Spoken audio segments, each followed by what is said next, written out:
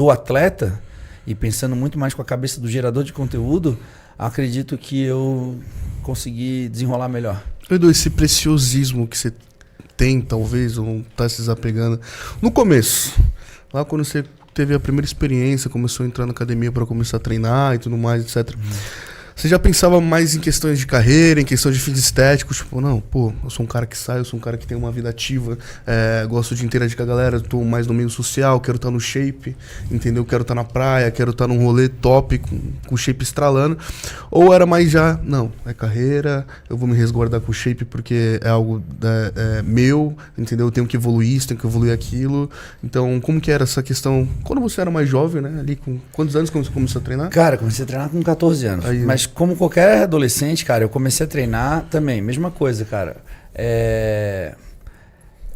Curtia, assim, o fato de estar transformando meu corpo, gostava das mudanças, aí eu botava uma camisetinha apertada, sabe assim?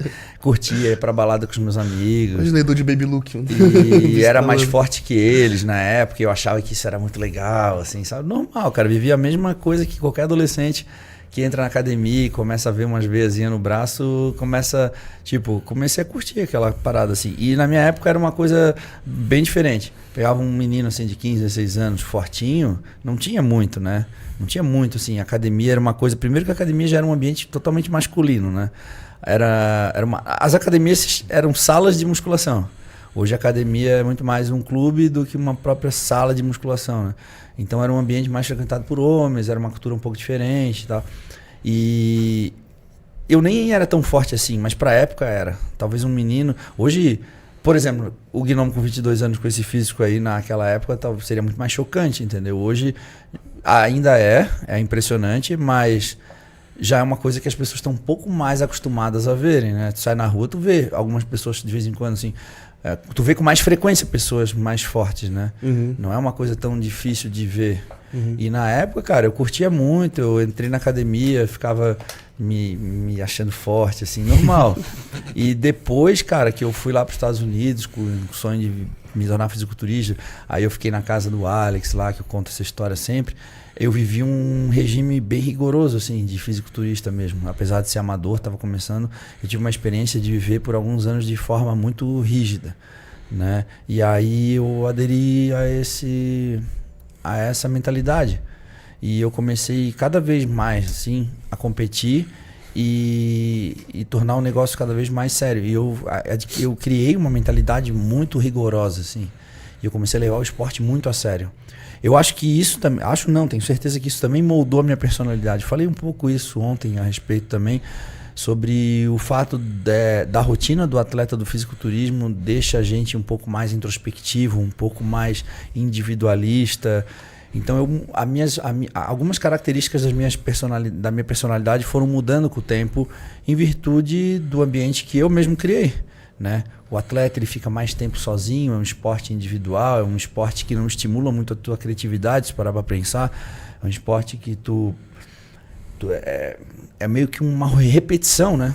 É uma rotina. Então, aos poucos eu fui criando uma mentalidade totalmente profissional, ao ponto de eu entender que o meu físico era o instrumento do meu trabalho. Já não era mais uma questão social ou de lazer, sei lá. Foi muito difícil conseguir conciliar isso no começo? Carreira, momentos de lazer, por ser jovem, por poder aproveitar a vida? Cara, no início é o que tu tá vivendo, né? Por exemplo, é o que tu tá vivendo, porque eu moro em Floripa, é uma cidade de praia, tu mora no Guarujá também, então é uma cidade sazonal. O que eu quero dizer com isso? Em alguns períodos do ano, inverno, não tem ninguém lá. É um ambiente propício para tu entrar numa sala de musculação e ficar lá preso lá só treinando. Só que chega no verão, cara, enche de turista, é praia, é festa o ano todo, os teus amigos, diversão. E aí, cara? E é agora que eu tenho que treinar e fazer dieta e competição? Sim. Para uma pessoa, tipo eu, que já tem esposa, filha, já é uma coisa É uma coisa mais normal, assim. Agora, para um adolescente que está começando a vida, que está descobrindo a vida, que tem a necessidade de conhecer outras pessoas, de socializar com os amigos e construir as memórias, pô. As memórias da vida, as melhores memórias são construídas na juventude. E aí tu fala assim, puta, cara, e agora? Cara, mas isso é super normal. E a forma com que eu vejo, por exemplo, o Gnomo encarando isso, cara, é uma coisa que ele vai colher muitos frutos na frente, porque a gente acaba se privando de muita coisa que a gente poderia estar vivendo na nossa adolescência, e só com certeza isso o resultado vem, cara. Sim. Porque a gente fala isso não só no fisiculturismo, no futebol principalmente.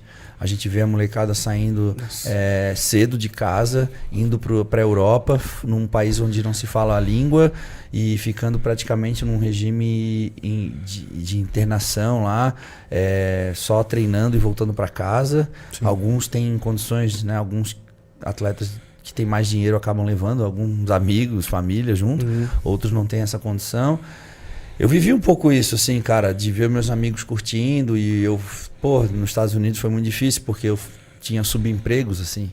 Sim. E não era muito agradável. Daí eu pegava, ligava para os meus amigos, eles, tipo, na praia, curtindo, e eu, tipo, entrando 5 da manhã para trabalhar na academia, para limpar o banheiro da academia, entendeu? Sim. Só que eu consegui chegar aonde, naquela época, ninguém chegava. Então, mas isso é fruto do que a gente desprende de energia para aquilo, né, cara?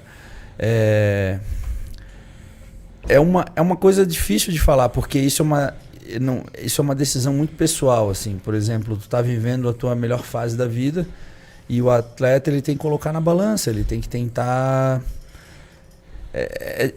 É difícil falar a palavra conciliar, né, cara? Porque como que tu vai conciliar? Como é que tu vai conciliar a festa, a bebida com o treinamento? Vida, né? 2 estilos de vida. Mas tu tenta, talvez, cara, criar um ambiente que te coloque mais... te deixa mais motivado, te deixa mais dentro de um... Por exemplo, se o Gnomo começar a andar com os amigos de infância do Guarujá, provavelmente ele vai ter esse sentimento vai ser mais difícil para ele. Porra, galera curtindo. E talvez se ele começar a estar mais aqui em contato com outros atletas da idade dele com os mesmos objetivos, talvez seja mais fácil de lidar com isso. Sim. Né? A própria preparação que tu fez agora no final do ano, o João desceu lá, ficou contigo, 17 anos de idade, os mesmos sonhos, os mesmos objetivos, na dieta ali, ferrada. Cria uma identidade, cria um ambiente dentro de casa que, tipo assim, vocês estão...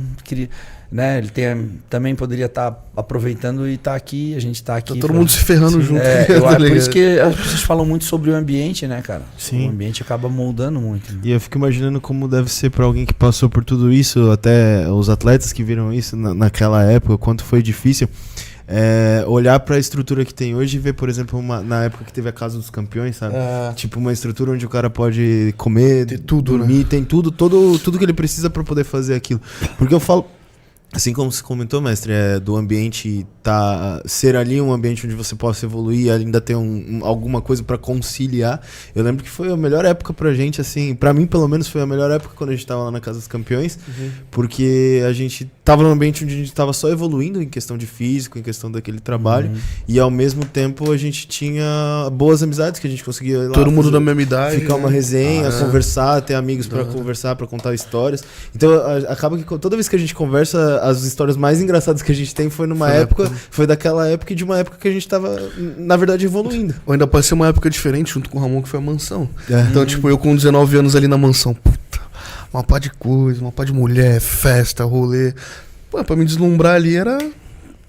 2, mas também eu sabia que pra mim, ao mesmo tempo poder me deslumbrar muito fácil, eu poderia jogar tudo fora que eu poderia construir no futuro, entendeu? Então, tipo, eu ainda mantive o foco, nunca eu vi muita dificuldade em manter o foco, em manter a disciplina, em continuar não indo em rolê. Eu nunca fui um cara de rolê, nunca fui um cara de curtir. Obviamente a gente sabe pegar mulherada e pá, mas tipo, também não era algo que me deslumbrava, sabe? Pô, o direct lotado não, vou sair dando olho, entendeu?